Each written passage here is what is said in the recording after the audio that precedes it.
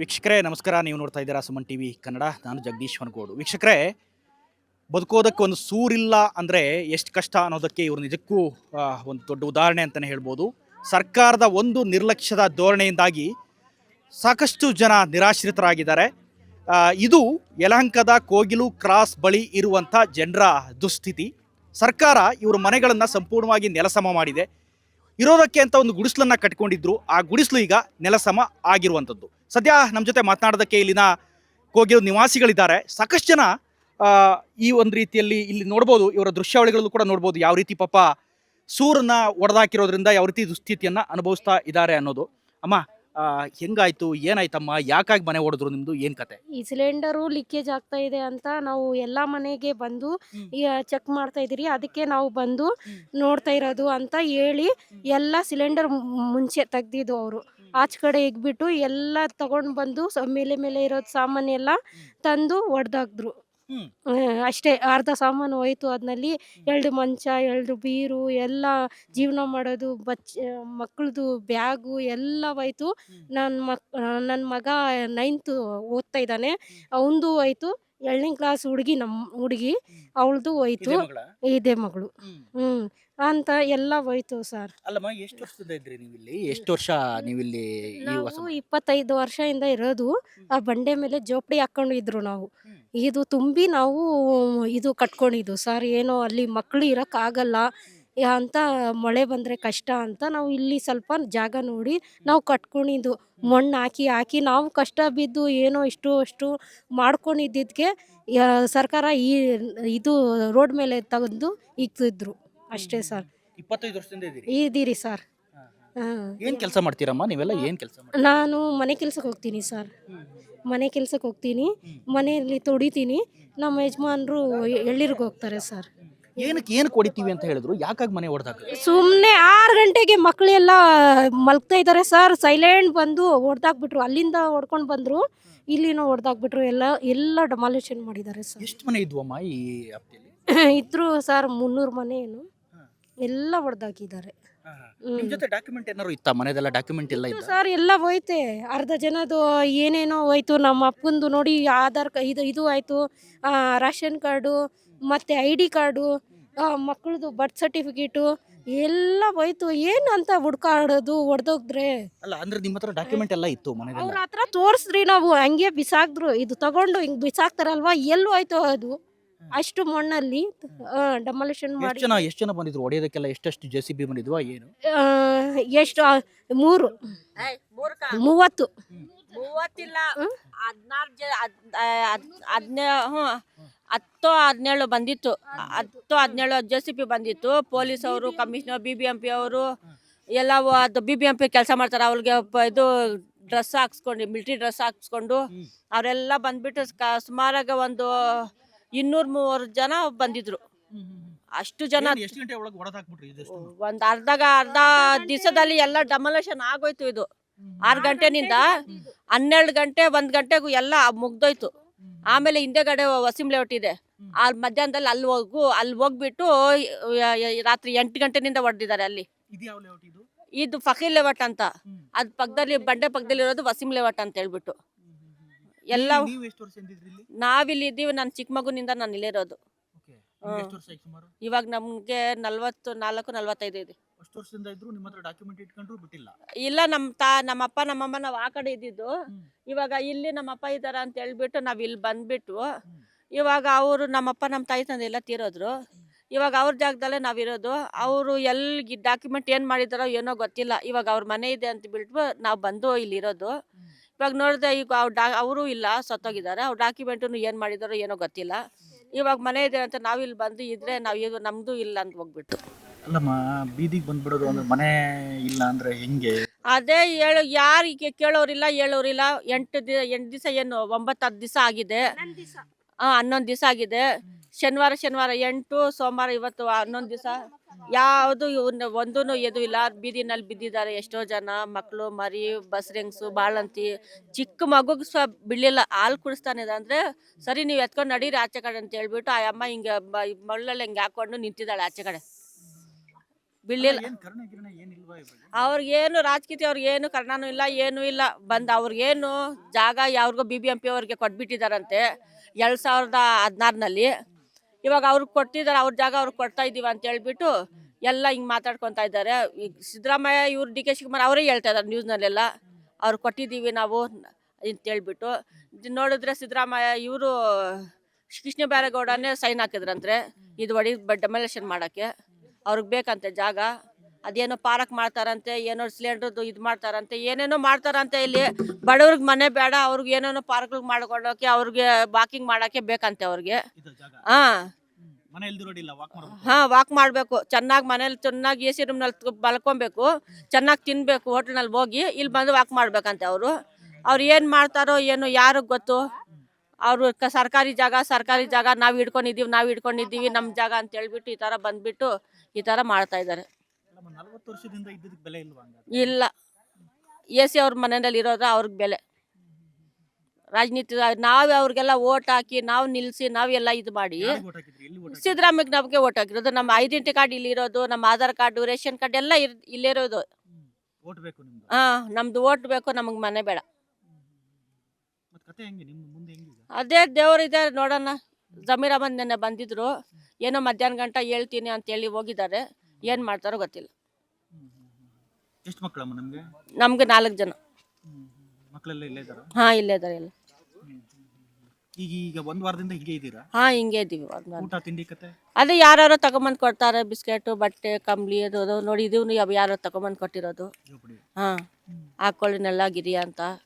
ಸಾಯಂಕಾಲ ನೋಡಿದ್ರೆ ತುಂಬ ಇದು ಚಳಿ. ಚಳಿ ಇದೆಯಲ್ಲ, ಹಾಂ ತುಂಬ ಚಳಿ ಇದೆ. ಏನು ಮಾಡಬೇಕು? ಬಟ್ಟೆ ಗಿಟ್ಟೆ ಎಲ್ಲ ಹೋದ್ವಾ? ಹಾಂ ಎಲ್ಲ ಹೋಯ್ತು, ಡೆಮೊಲೇಷನಲ್ಲಿ ಎಲ್ಲ ಹೋಯ್ತು. ಸಾಮಾನು ಬಟ್ಟೆ ವಾಷಿಂಗ್ ಮಿಷಿನ್ ಫ್ರಿಜ್ ಎಲ್ಲ ಇತ್ತು, ಎಲ್ಲ ಹೋಯ್ತು. ಬರೀ ಸಿಲಿಂಡ್ರು ಒಂದೇನು ಆಚೆ ಕಡೆ ತೆಗೀರಿ ಅಂತ ಹೇಳಿದ್ದು, ಮಿಕ್ಕಿದ್ದು ಯಾವುದು ತೆಗಿಬೇಡ್ರಿ, ಜನ ಹೋದ್ರೇನು ಪರವಾಗಿಲ್ಲ ಅಂತ ಹೇಳಿದ್ರು. ಹಂಗಿದ್ರು ಅವರು.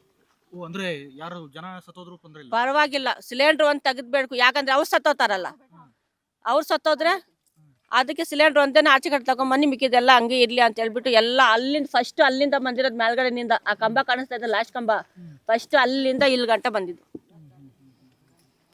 ಓಕೆ, ನಿಮ್ ಬೇರೆ ಕಡೆ ಇರಾಕ್ ಏನಾರು ವ್ಯವಸ್ಥೆ ಮಾಡಿದ್ರ? ಯಾವುದು ಮಾಡಲಿಲ್ಲ, ವ್ಯವಸ್ಥೆನೇ ಮಾಡಲಿಲ್ಲ. ಇಲ್ಲೇ ಮಲಗ್ತಾ ಇದ್ದೀವಿ, ಇಲ್ಲೇ ತಿಂತಾ ಇದ್ದೀವಿ, ಇಲ್ಲೇ ಇದು ಮಾಡ್ತಾ ಇದ್ದೀವಿ.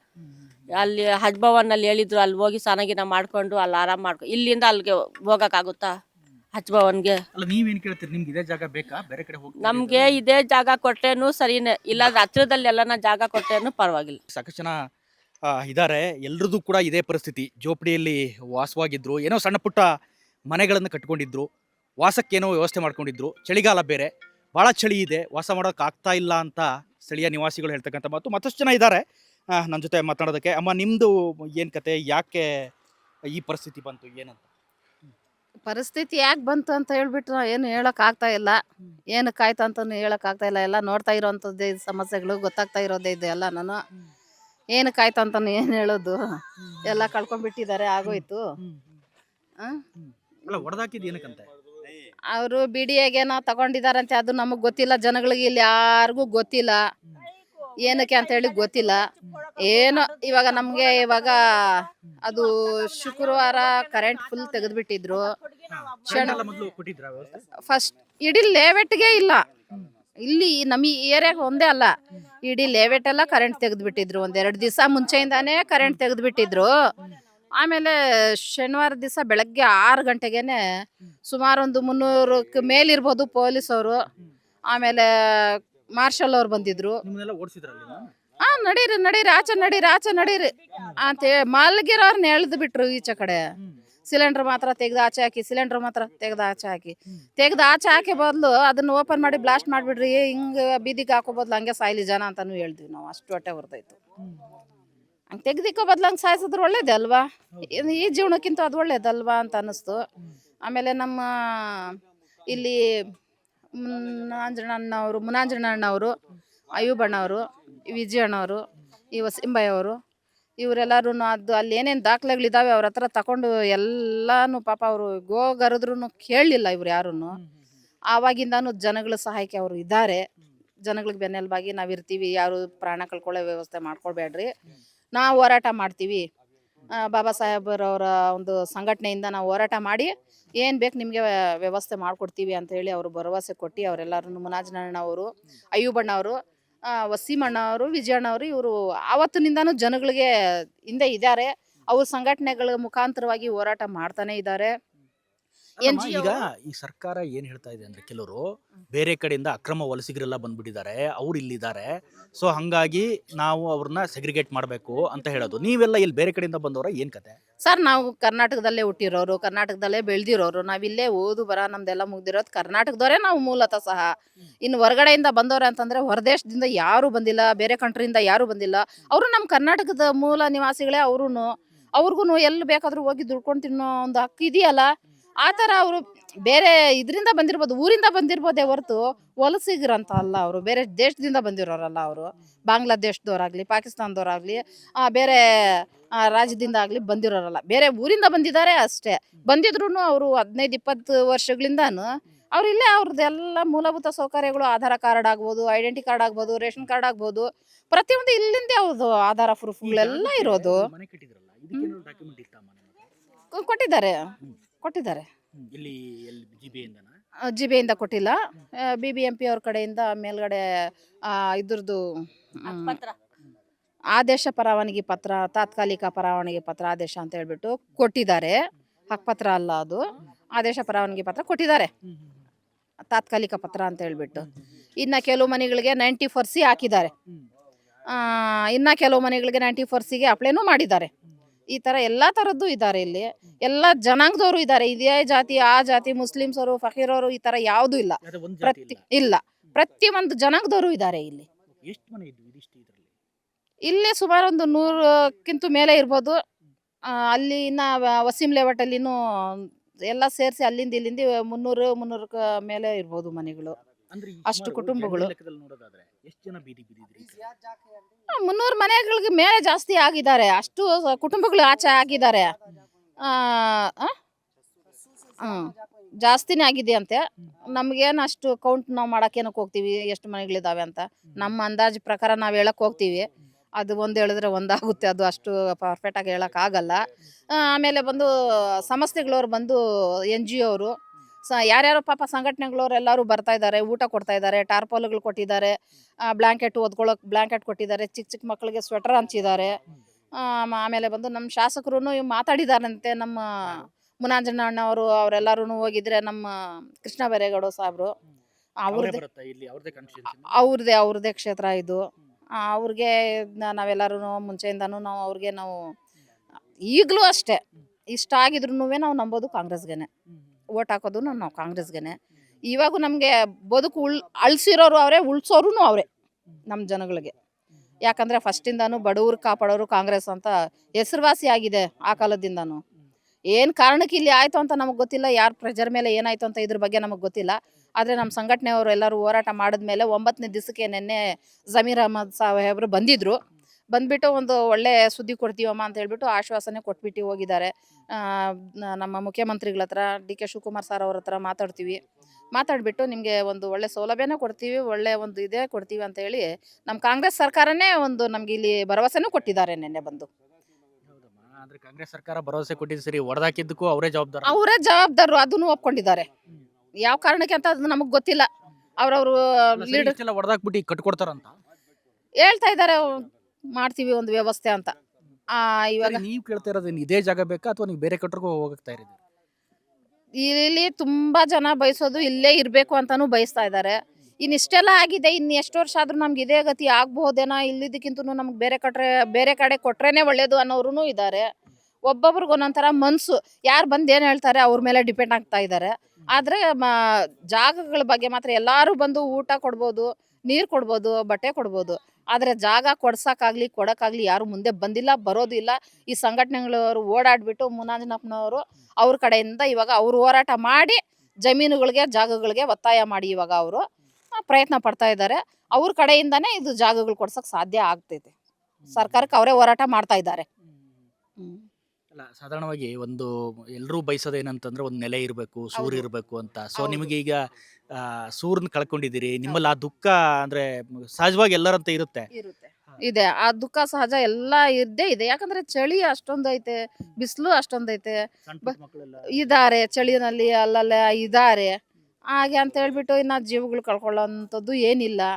ಅದು ಸ್ವಲ್ಪ ತಾಳ್ಮೆಯಿಂದ ಕಾದ್ ನೋಡಿದ್ರೆ ಒಳ್ಳೇದೇ ಆಗ್ಬೋದು ಅನ್ನೋ ಒಂದು ತಾಳ್ಮೆಯಿಂದ ಇದಾರೆ. ಇಲ್ಲಿದ್ದವರೆಲ್ಲ ಏನೇನು ಕೆಲಸ ಮಾಡ್ತಿದ್ರಮ್ಮ? ಯಾವ ಕೆಲಸ? ಆಟೋ ಡ್ರೈವರ್ಗಳಿದ್ದಾರೆ, ಇಲಿಗಳದ್ದು ಔಷಧಿ ಮಾರೋರಿದ್ದಾರೆ, ಮನೆ ಕೆಲ್ಸಗಳಿಗೆ ಹೋಗೋರಿದ್ದಾರೆ, ಆಮೇಲೆ ಕೂಲಿ ಮಾಡೋರಿದ್ದಾರೆ, ಆಮೇಲೆ ಬಂದು ಟೆಂಪೋ ಡ್ರೈವರ್ಗಳಿದ್ದಾರೆ, ಈ ಮನೆಗಳು ಕಟ್ಟೋಕೆ ಹೋಗೋ ಕೂಲಿ ಕಾರ್ಮಿಕರಿದ್ದಾರೆ. ಒಟ್ಟಾರೆ ಎಲ್ಲ ಈಗ ಕೂಲಿ ಕಾರ್ಮಿಕರೇ ಭಿಕ್ಷೆ ಬೇಡಂತ ಜನನು ಪಾಪ ಫಕೀರವ್ರು ಇದ್ದಾರೆ ಅದರಲ್ಲಿ. ಇಲ್ಲಿ ಪ್ರತಿ ಒಂಥರ ಕಷ್ಟ ಪಡೋರೇ ಇರೋದು. ಏನಿಂತ ಕೆಲಸ ಚಪ್ಲಿ ಒಲೆಯವರು ಸಹ ಇದ್ದಾರೆ ಇಲ್ಲಿ. ಆ ಥರ ಎಲ್ಲ ಪ್ರತಿಯೊಂದು ಕೂಲಿ ಕಾರ್ಮಿಕರೇ ಪ್ರತಿಯೊಬ್ರು ಇಲ್ಲಿ ಇರೋಂಥವ್ರು. ಯಾರೂ ಒಂದು ಇಂಜಿನಿಯರ್ ಕೆಲಸದಲ್ಲಿ ಸಂಬಳ ತಗೊಂತೀನಿ ಅನ್ನೋರಾಗಿರ್ಲಿ, ಇಲ್ಲ ಒಂದು ಗೌರ್ಮೆಂಟ್ ಕೆಲಸದವ್ರಾಗಿರ್ಲಿ, ಇಲ್ಲಿ ಯಾರೂ ಇಲ್ಲ. ಎಲ್ಲರೂ ಇದ್ದಾರೆ ಅಂತಂದ್ರೆ ಎಲ್ಲ ತಿಳುವಳಿಕೆ ಇಲ್ದಿರೋ ಅಂಥವ್ರೇ ಇರೋದೇ ಹೊರತು ತಿಳುವಳಿಕೆ ಇರೋರು ಇಲ್ಲಿ ಯಾರೂ ಇಲ್ಲ ಅಂತವ್ರು. ಅಲ್ಲ, ನಿಮ್ಮ ಸಹನೆಯನ್ನು ಮೆಚ್ಚಲೇಬೇಕು. ಯಾಕೆಂದ್ರೆ ಮನೆ ಹೋದ್ರೂ ಕೂಡ ಇಷ್ಟು ಅಂದ್ರೆ ಸಹನೆಯಿಂದ ವರ್ತಿಸ್ತಾ ಇದ್ದೀರಿ, ಇಷ್ಟು ಜವಾಬ್ದಾರಿಯುತವಾಗಿ ಮಾತಾಡ್ತೀರಿ. ಸೊ ಎಲ್ಲ ಒಂದ್ ಕಡೆ ಆಕ್ರೋಶ ನಿಮಗೂ ಕೂಡ ಬರುತ್ತಲ್ವಾ? ಮನೆ ಇದೆ, ಆಕ್ರೋಶನೂ ಇದೆ, ಬೇಜಾರು ಇದೆ, ಕೋಪನೂ ಇದೆ. ಹಾಗೆ ಅಂತ ನಾವು ಬಹಿರಂಗ ಪಡಿಸ್ಕೊಂಡ್ರೆ ನಮಗೆ ಬರೋದನ್ನು ಬರುತ್ತೋ ಬರಲ್ವೋ ಅನ್ನೋದು ಭಯನೂ ಇದೆ. ಆ ಭಯನೂ ಇದೆ. ನಿಮ್ಮ ಹೆಸರು? Shaheen Taj. Thank you. Yes ವೀಕ್ಷಕರೇ, ಇದಿಷ್ಟು ಇಲ್ಲಿನ ಫಕೀರ್ ಲೇಔಟ್ನ ನಿವಾಸಿಗಳು ಹೇಳ್ತಕ್ಕಂಥ ಮಾತು. ಮನೆಗಳು ಹೋದರೂ ಕೂಡ ಸಹನೆಯಿಂದ ವರ್ತಿಸ್ತಾ ಇದ್ದಾರೆ. ಕಾಂಗ್ರೆಸ್ ಗೌರ್ಮೆಂಟ್ ಏನೋ ಒಂದು ಮಾಡುತ್ತೆ, ತಮಗಾಗಿ ಮನೆಯನ್ನು ಸೂರನ್ನು ನಿರ್ಮಾಣ ಮಾಡಿಕೊಡುತ್ತೆ ಅನ್ನೋ ನಂಬಿಕೆಯಲ್ಲಿ ಅವ್ರು ಕಾಯ್ತಾ ಇದ್ದಾರೆ. ಸುಮಾರು 10 ದಿನಗಳಾದವು. ಚಳಿ ಕೂಡ ಕೊರಿತಾ ಇದೆ. ಬೆಂಗಳೂರಿನ ಚಳಿ ಯಾವ ರೀತಿ ಇದೆ ಅನ್ನೋದು ನಿಮಗೂ ಕೂಡ ಗೊತ್ತಿದೆ. ಸೊ ಒಟ್ಟಾರೆ ಮನೆ ಕಳೆದುಕೊಂಡ ಜನ ಈಗ ಅದೇ ಸರ್ಕಾರದಿಂದ ತಮಗೆ ಎಲ್ಲೋ ಒಂದು ಕಡೆ ಹೆಲ್ಪ್ ಆಗ್ಬೋದು, ಸಹಾಯ ಆಗ್ಬೋದು ಅನ್ನೋ ರೀತಿಯಲ್ಲಿ ಕಾಯ್ತಾ ಕುಳಿತಿದ್ದಾರೆ. ಕ್ಯಾಮರಾ ಪರ್ಸನ್ ನಂದೀಶ್ ಜೊತೆ ಜಗದೀಶ್, ಸುಮನ್ ಟಿವಿ, ಬೆಂಗಳೂರು.